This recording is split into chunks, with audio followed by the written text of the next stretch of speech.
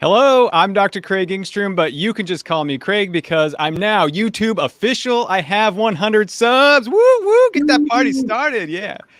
All right, so today I have OJ Duncan with me because he was here when I first launched the channel. OJ, how the heck are you? I'm doing well. It's snowing outside, and it's the first snow of the season, so I'm really excited about that. How are you doing, Craig? I'm not doing too bad. I'm going to turn off this light real quick just so it's not annoying.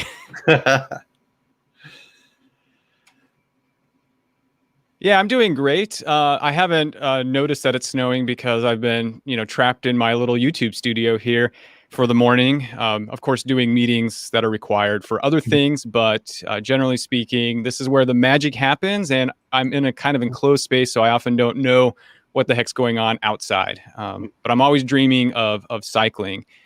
Let's talk a little bit about what we're drinking today. That's something we do here on Coffee with Craig. So what are you drinking? So today I am drinking a iced coffee with sugar-free vanilla. Nice. Okay. How about you? I am drinking basically water. Let me switch over to this screen here, and you can see I've got my Ride cup, which is great, and I'm doing sort of the style of night show. It's just water. I don't know. Maybe they have vodka in it. I'm not 100% sure. Hey, look, we're not the only ones here. We have a person here saying nice things. Let's go ahead and put that on the screen here. Hello. Yeah, I'm 100 subs on Sandwich on YouTube. Yeah, we actually had a contest. I was only at 93, so Craig beat me. That's great. Well, thank you for joining us, Sandy. We greatly appreciate it. And as I said, OJ was here in the beginning when I started getting this idea that maybe I could do sort of two things simultaneously, produce some YouTubes and produce content that might be valuable for my primary employer, which is Southern Illinois University, Carbondale, my secondary activity, which is my consulting business, and ultimately developing class content as well. So I think I've achieved some of those goals. Let's talk about what we're going to talk about today. In about approximately 30 minutes of time we plan to spend today. Why did I start this channel? Should you start a YouTube channel in 2021?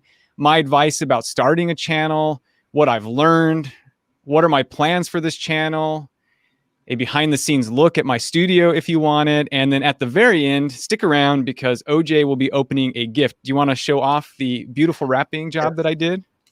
It is a wonderful wrapping job. I feel like the creases are perfect here. So nice. Okay. And it's perfect in terms of it's a little bit late for a Christmas gift, but I think, owe you something. And I think you're going to be loving what I'm giving you. So we'll get to that at the end. So I appreciate it. Sandy loves the videos. And yeah, I'm a little bit all over the map. And that's probably not great in terms of if you're looking for growing a channel to like thousands and thousands of viewers. We'll talk a little bit about that. OJ, you can feel free to ask questions anytime. And same with you, Sandy, as long as you can stay here. I know you're a busy person, but just feel free to ask questions. So, well, actually, I have a question now. Yeah, let's get going. And you might talk about it in a little bit, but how long does it take to make a video? Like how long do you work to make about 5 minutes of content? Okay, yeah, that's a great question. In fact, let's head over to another screen here. I'm going to pull it up and look at sort of my video inventory. And I stopped on this one here, the illusion video. This is probably one of my favorite videos that I've produced so far. And as you can see, definitely a lot of people liked it. It's not getting as many views as I would hope. And I think part of that is maybe the thumbnail isn't as good as it could be. Again, this is one of the videos for me that I will use in a class eventually. So for me, it's not necessarily that I need a ton of views right now. I'm very happy with that. I mean, the fact is that most people watched that all the way through. So that means, people have given me about 900 minutes of their life, which is, Oh, no small change. right. This video took me, so it's a 3-minute video. It took me about 10 hours to make. That includes writing the script. And on this one, I tried to be as poetic as possible, but that actually didn't take me as long. I think I was inspired by the riots and all that crap going on. Mhm. It was easy to hit a rhythm. And then I had to request somebody to put some music to it. And I'm not really counting that time. That took about a day to get back. And then after that, I had to cut and edit. And if you watch this video, we'll put a link somewhere in the video and in the description in case you're coming later. And, just every little, I mean, you had to really time the beats. You have to add all these changes in terms of transitions just to get the effect that you want. And it took me a lot of time, 10 hours, I would say. As far as let's say a video like this one, Glow Outline, it's just a quick tutorial. How many minutes is it? 5:33. That one probably took me less than 40 minutes, really, all in, because it was just a video tutorial. Something like my figuratively speaking videos, if I do like an 8-minute, it probably takes me about 4 hours with writing the script, shooting it, editing it. I'm not 100% sure, though, because I do it kind of over a week, though, chopping it up. So I know it's a long-winded answer, but I wanted to give a really good overview of sort of what it takes to produce videos. Well, I mean, yeah, that's good to know. Differing videos, how much that takes, and stuff like that. That's a lot of time, though. Plus, you have to factor in if you're doing a tutorial, even though it's really quick to shoot, you spent a long time learning all that information to teach people too. So, yeah, a lot of work. Yeah, so that's a good piece of advice, OJ, to produce videos on a subject that you are familiar with. It'll definitely save you a lot of time. There are some videos I've done things on that I'm not really expert in, and some of them I haven't even published, to be honest with you. So I've done videos that haven't even been uploaded or edited or anything because I thought this would make a really good topic. But then as I'm trying to produce it, you start realizing how you're not really an expert on that topic and you make a lot of mistakes and, oh, I should have shown this. And so, yeah, good point. Definitely, if you're thinking of starting a channel, do it on something that you know about. I like your questions. We should stick with your questions for a bit. So, well, why did you start the channel in the first place? Oh, yeah. So that is in line with what we wanted to talk about. So, yeah, I thought, for a long time of starting a channel, YouTube started, what was it, like 2005, 2006, Somewhere around there. Somewhere around there.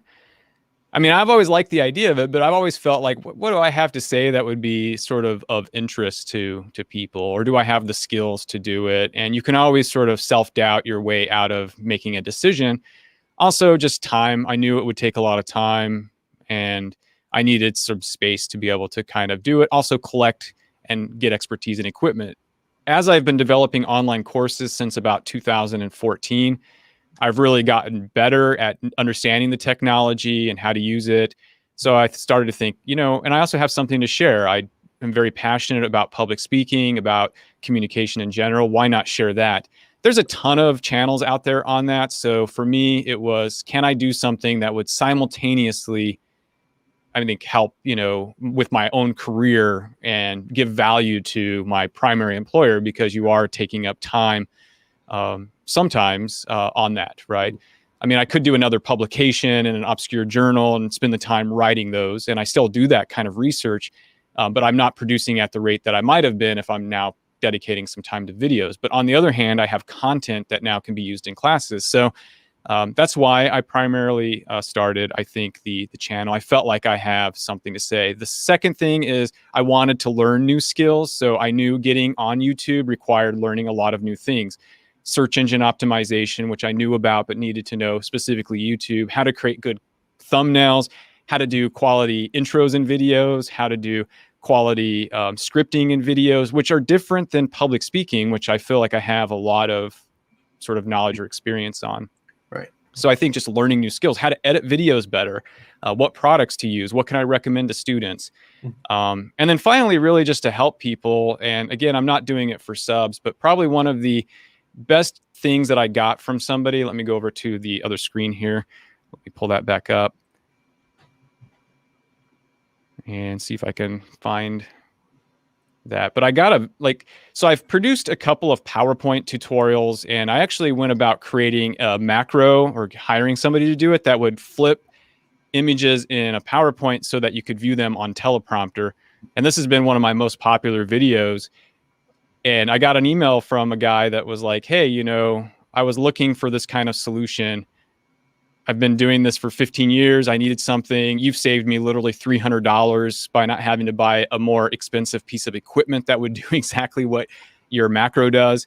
Wow. And so it's those kinds of things that, keep me sort of engaged and interested. And that's why I would say I do it. Nice. And I know from working with you in the past, the skills that I've gotten that you can easily translate into tutorials have gotten me a position. I worked with the Associate Provost for Academic Programs at SIU because I had skills in Microsoft Word from watching stuff that you're teaching. So I think you have really valuable skills that are really great to get out there. Oh, thank you. I appreciate that. Yeah. So again, for me, it's more about helping colleagues, helping others. Eventually, who knows? Maybe my channel will keep growing. I'm surprised in under a year I have 100 subscribers. When you look at some of the channels with like 100 million subscribers now, it took them like 3 or 4 years to get to 100 subscribers. Now I know the landscape of YouTube has changed, but the point is that, the fact that so many people were willing to say, yeah, I'm going to go ahead and follow this content means a lot, and says a lot. And again, I hope the tutorials are helpful. And I was doing these on another channel for teaching and so forth. So again, why not double dip, right? Right. Yeah. So do you have any I guess a question probably in the audience, people would be wondering, and there's a ton of YouTube videos on this. Should you start a YouTube channel in 2021? Here, we actually have a question from the audience, so I'm going to bring that in and answer that. Do you have a situation where you already published a video, but then realized you made a mistake? Yeah, probably never. No, all the time, actually. Can you share hypotheticals? Have you handled it? Yeah, so a couple of things that you might do in this scenario. And I was just following a channel the other day where something the woman said in the video, which actually made no sense why there was this big kerfuffle. But anyway, it got her audience of viewers to kind of start arguing with each other, and she wasn't happy about that, so she just deleted the video. So I have deleted videos and then made the change and then uploaded. Generally speaking, you watch it so many times in editing, and I think so here's another skill that I think I've picked up from YouTubing. I've become a little bit more attentive to detail. It's not always been my strong suit because, I just like to get a bunch of things done. Yeah. And so, details, but later on that can come back to hurt you. So I've gotten much more careful at paying attention to what's on screen, editing, what's in my timeline. And I think this is actually translated into even just writing emails and so forth. Just taking that extra moment to pause before you hit that publish button. Because it's not only about just uploading, but it's re-rendering the video, making those minor adjustments. If you make one small adjustment in your timeline on a highly edited video, it can totally askew everything. So yeah, my advice is try to get it as perfect as possible, but also not stress about perfection. So I have uploaded some videos, I rewatch them and I say, oops, I should have said this, or I missed that point.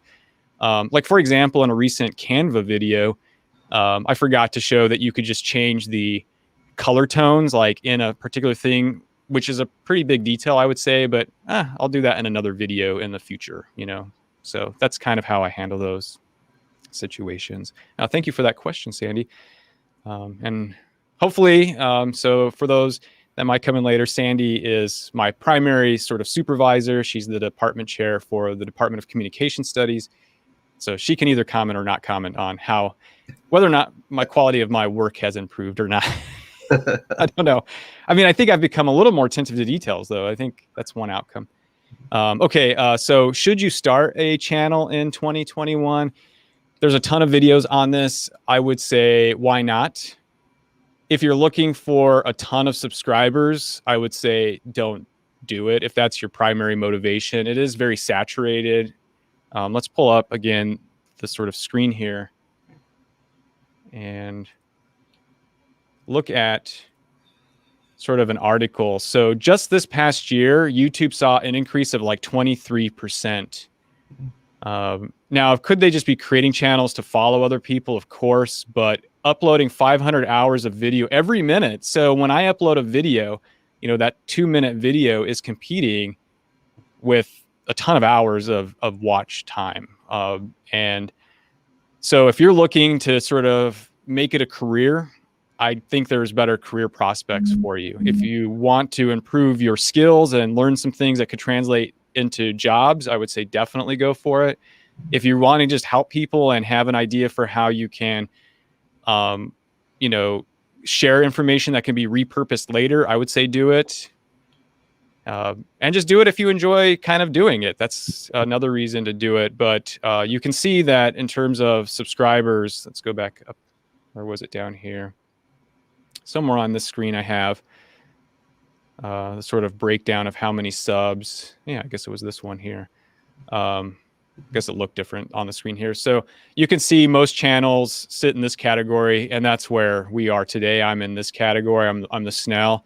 When you get up to 1,000, you're looking at like the frog, and you can see it gets smaller and smaller, but you're going to spend a lot of time, I think, in this category. Unless for some reason you just happen to be creating something that a lot of people want to see and the algorithm favors you for some reason. But even then, people might not subscribe to you. They might watch your videos. 90% of my viewers are not subscribers. So they get one thing out of a video. It's not enough to have them come along. Now, my downfall is I don't niche. I think if I just had a channel only on, like, say, PowerPoint and just did that, it would probably grow faster. Oh. The algorithm, what I'm about, people would see that's all I'm publishing and subscribe because they want more PowerPoint. But then they see at the end of my videos, oh, he covers topics on talent development. That's not interesting, and don't subscribe. So again, I'm not looking for subscribers.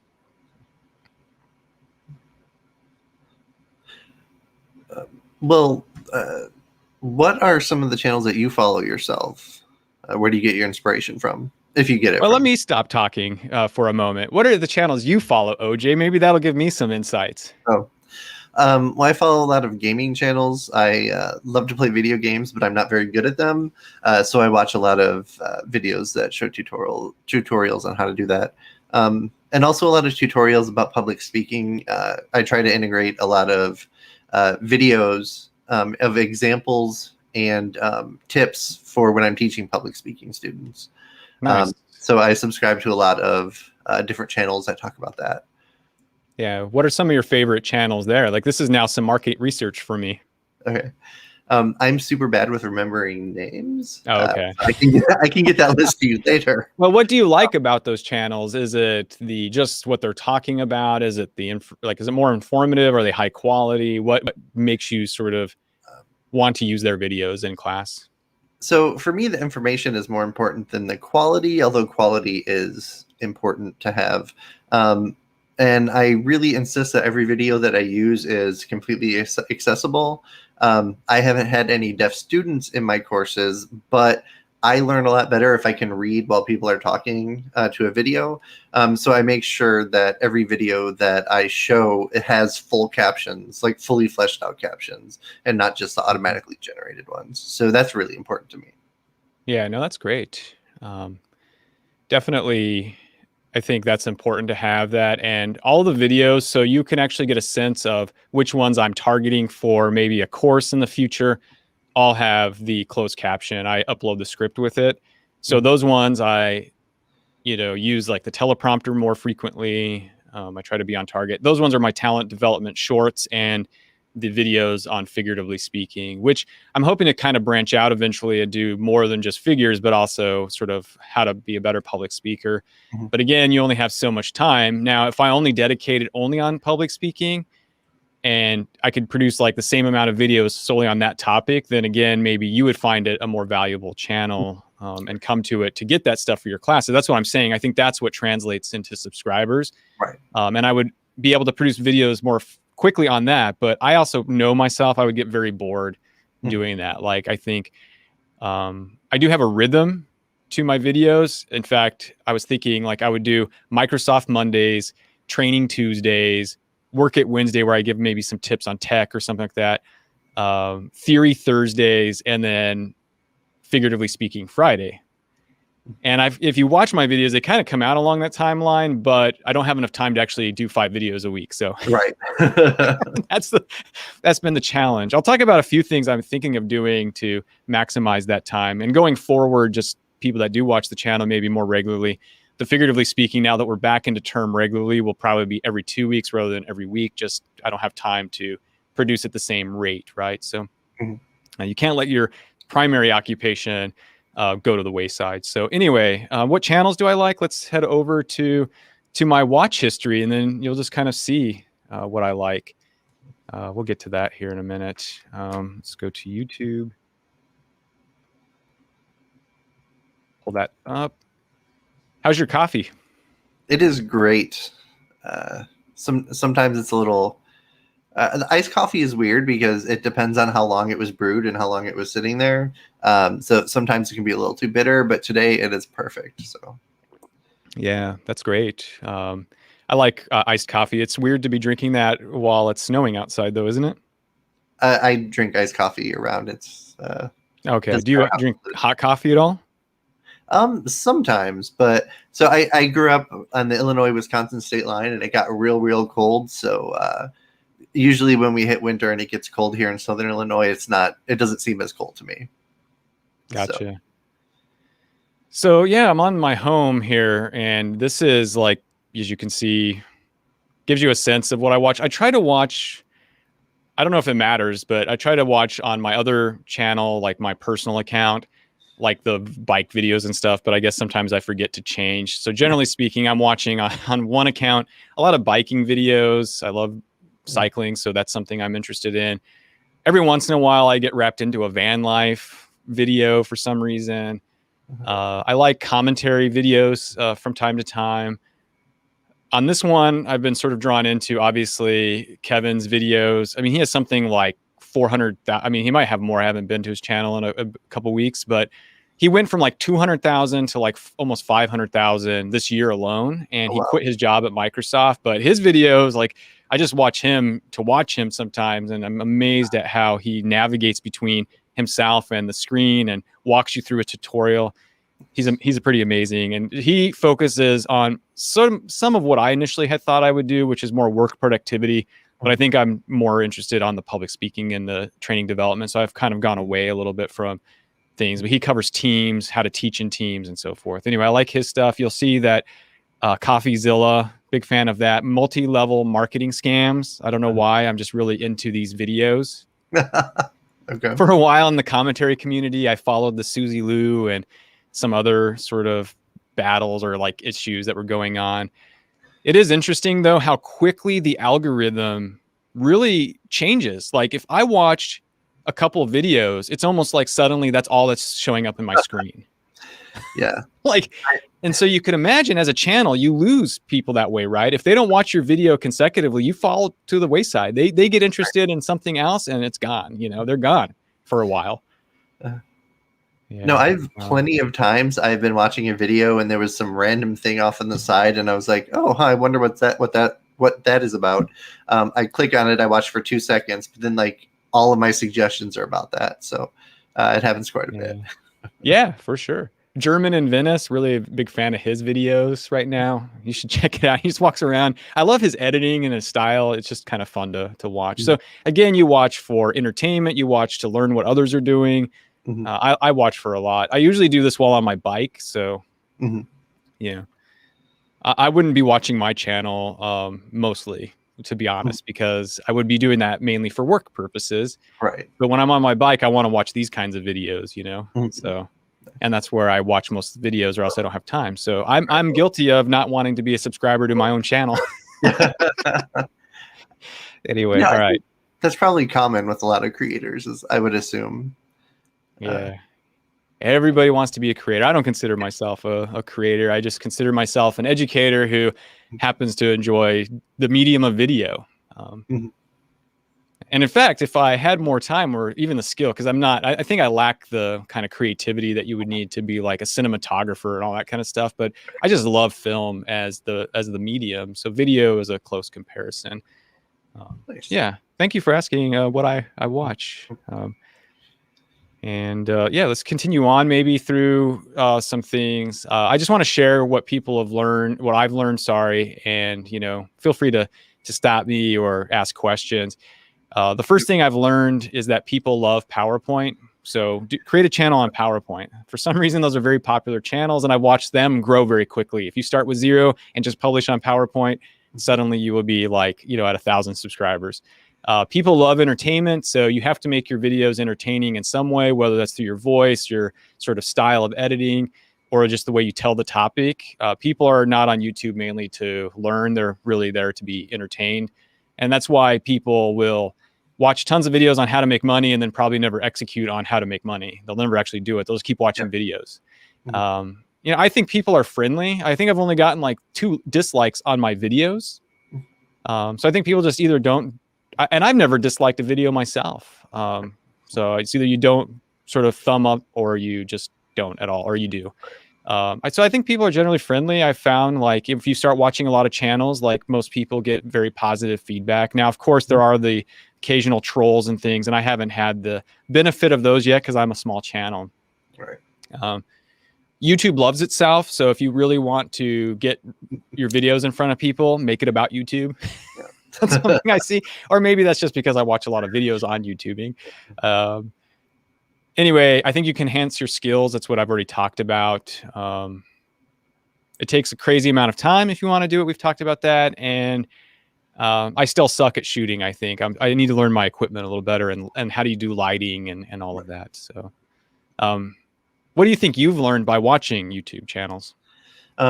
So you mentioned PowerPoint. I watched plenty of videos on PowerPoint myself as I was like learning how to best put slides together for classes that I was teaching and presentations that I did in other courses like that too. And again, tutorials, entertainment and tutorials, I suppose, because I was watching a lot of gaming tutorials and how to do certain things because, like I said, I love video games, but I'm not good at them. So anything that I can find.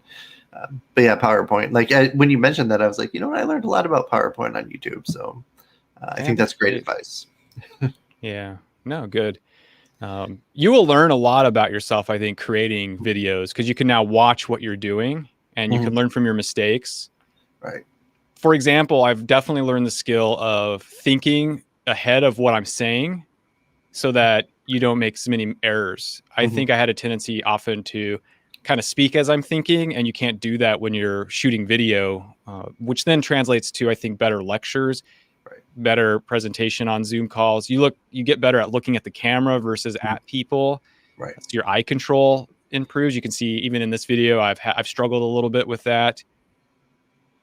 You learn to pause. You learn to actually take feedback better. So I've had former students and so forth. Hey, Craig, you look a little stiff on video. So I try to now improve that. And you realize, well, when you perform on a stage, it looks different than it does on a camera, the way you smile. And so learning to control those, that's why actors, they really do have a skill.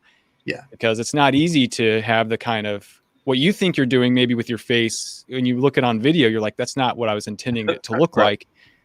So you get maybe a little better at acting. Just a moment ago, I was looking at the camera and then realized I wasn't smiling. So you have to force yourself to do those things. So you can learn a lot by doing this. Right. Anyway, do you have any other questions? I know we're getting at about a 30-minute mark, and one person told me as feedback, Craig, your videos are sometimes too long. So I have taken that advice, and now my goal is always produce under 10 minutes if possible. Right. Well, I know that we were talking about what you've learned. How about as far as like equipment and how it's looking? How have you improved equipment wise? Oh yeah, that's a great question. So do you have a few more minutes? I'll actually show the camera. Yeah. Okay. Yeah. Perfect. Yeah. Screw the people out there, right? We'll just have a good time here. But we didn't set it's not like a specific meeting time, but I do want to respect everyone's time. Okay. So let me switch cameras here. Right.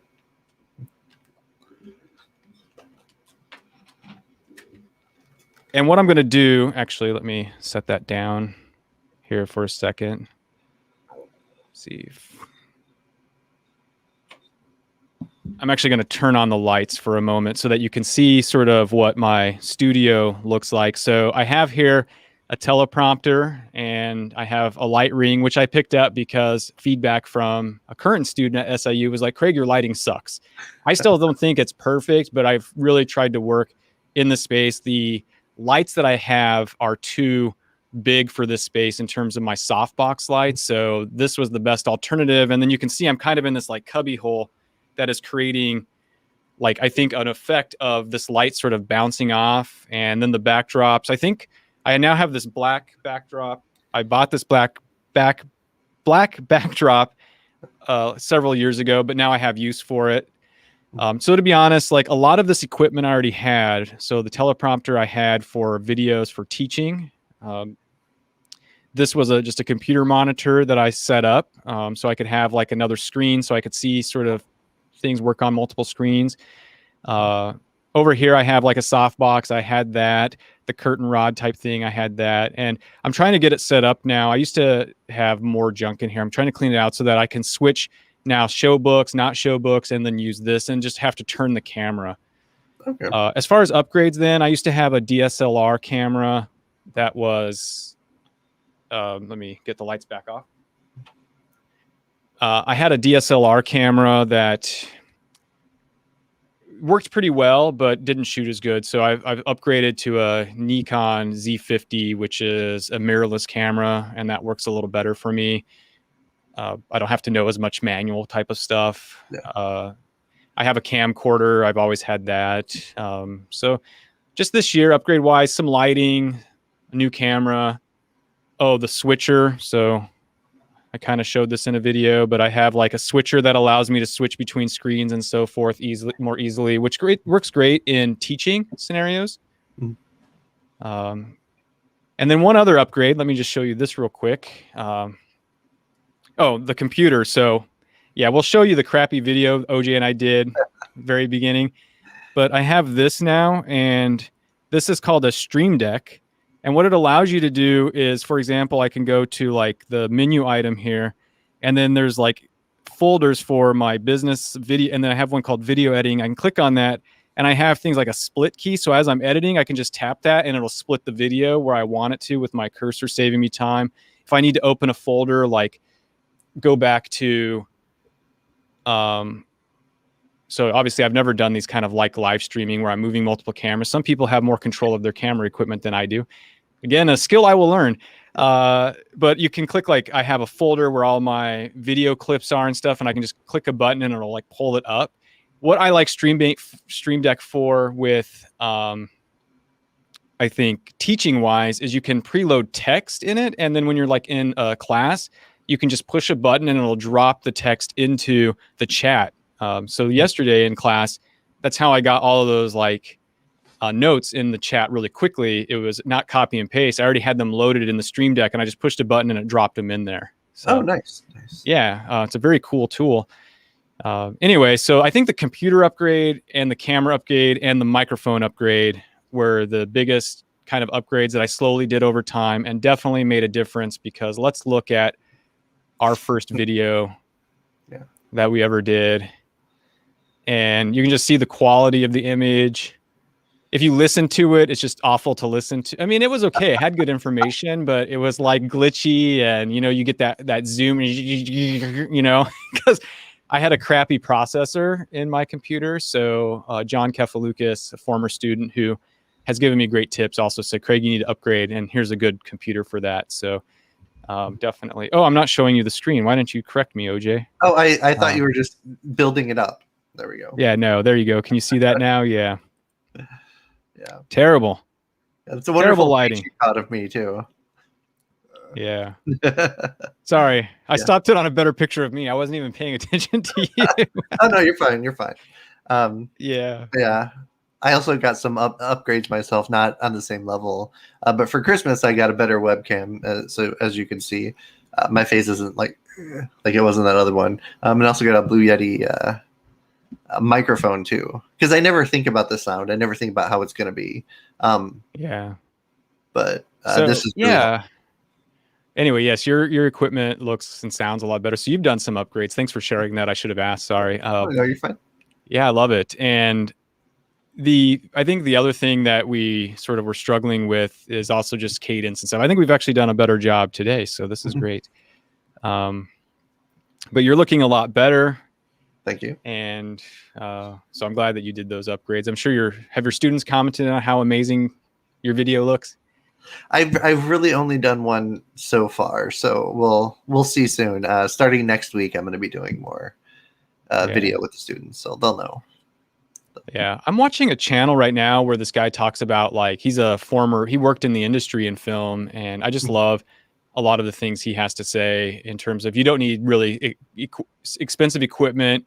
He's talking about why he never shoots in like the raw format, which allows you to do more editing and post. He's like, I just shoot in the basic stuff. Why waste all that time having to do all that extra post stuff, post editing? And I don't know, I really value that. And sometimes it's really interesting. Like I'll have like one of the expensive prosumer camcorder I have, and then I'll see myself on a Zoom call and I look worse than the people that are just using their basic webcam. So equipment does not make it. It's like, do you know how to use it?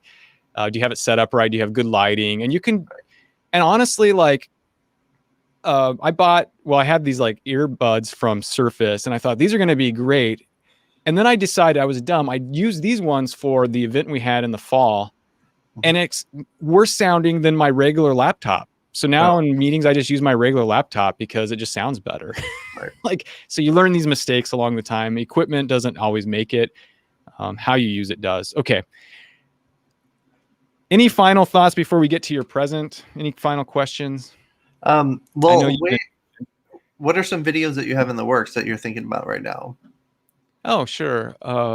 Generally speaking, I'm going to stick with the figuratively speaking. So just some figures. I would like to do more, like I said, on techniques of public speaking. So maybe that's something I'll start to add to the mix. I'll continue with the vocab words that I've been doing because those are really fast to produce, like these 1 little minute shorts. And maybe I'll do a video on how I do that in Canva to really save myself time, because sort of the equipment purchases I made are more like subscription based, and I save myself time with like Filmora. So I changed from a Sony based editor to Filmora, which is a subscription based editor, but it just has a lot more features and it saves me a lot of time. I use Canva Pro, which gives me tons of ways to like really quickly produce images and graphics that I can export and then bringing them into the Filmora. So I think Canva is a great product to have. So I maybe will do more on those types of things if I have time. I think one thing I would like to add is a sort of weekly quick live stream, just even if it's of myself, right? So I'm not expecting people to show up. And in fact, I might not even advertise them. But what I'll do is I'll maybe hit on 3 things in talent development or communication that I think are worthy, like kind of newsworthy. And then I don't have to worry about editing and doing all that stuff. So I'll just have to prep sort of what I want to talk about, share my notes, send people to the resources, and just have a video on that. So I think that'll be a good use of time, especially during the semester when I'm busy with other things. Right. Sounds great. How about you? Are you thinking of starting a channel? Maybe. We'll see.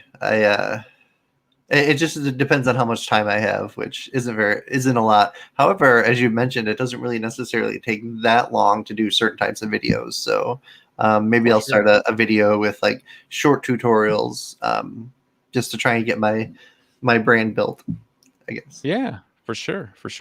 If you have any questions, let me know, like what tools or whatever I'd recommend, and maybe I'll have a video on that. I would say my audience, for those who are interested, are just trainers, teachers, and professionals. And I put students into that. And again, a lot of my videos are really, I'm designing and aiming for them. But I hit 100 subs. I mean, I can't. And that's why I wanted to celebrate it. It is a milestone. YouTube emailed me and said, you've hit one of the major milestones. Nice. So I felt like we had to kind of celebrate. And as we said, you were here in the beginning. So what I'd like for you to do is, I have a gift for you, and you know I'm all about productivity. And I know you believe sort of in me and kind of what I preach, about productivity. And always looking for ways to be more productive. So I would like you to have this gift. So go ahead and open it. Right. So excited about this. Well, I'm going to have to do some videos on showing you how to use this, I think. Okay.